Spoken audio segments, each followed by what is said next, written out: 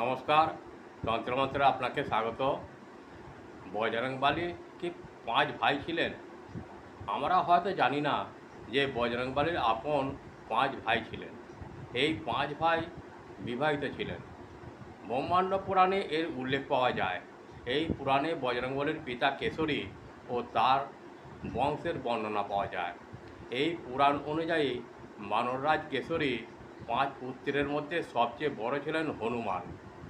বজরংবলীর ভাইয়ের নাম হলো মতিমান, শ্রুতিমান, কেতুমান, গতিমান ও ধীতিমান। এই ভাইয়েরা বিবাহিত ছিলেন ও এদের সন্তান সন্ততিও ছিল। ব্রহ্মচারী হওয়া সূত্র একটি পুত্র সন্তান ছিল বজরংবলীর। তবে আশ্চর্য হবেন যে তার এক পুত্র ছিল যার নাম মকরধ্বজ। এক মাছের গর্ভ থেকে জন্ম হয়েছিল তার।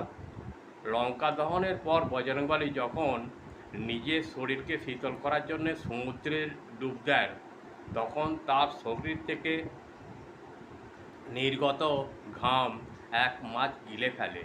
পরে সেই মাছ থেকেই মকরধ্বজের জন্ম হয়। বিষয়টি ভালো লাগলে আমাকে একটা লাইক, কমেন্ট ও শেয়ার করতে ভুলবেন না। যারা আমাকে সাবস্ক্রাইব করেছেন তাদের উদ্দেশ্যে জানাই আন্তরিক ভালোবাসা ও বড়দের প্রণাম। এইভাবেই আমার পাশে থেকে সাহায্যের হাত বাড়িয়ে দিন। আপনাদের একটি সাবস্ক্রাইব আমাকে একটু আলোর দিশা দেখাতে পারে, তাই অনুরোধ, সাহায্যের হাত বাড়িয়ে দিন। শেষে বলি, মা তারা, ঠাকুর রামকৃষ্ণ, মা সারদা, বাবা বামদেব সকলকে ভালো রাখুন, সুস্থ রাখুন ও সকলের মঙ্গল করুন। ভালো থাকবেন, ভালো রাখবেন। নমস্কার, ভালো থাকবেন।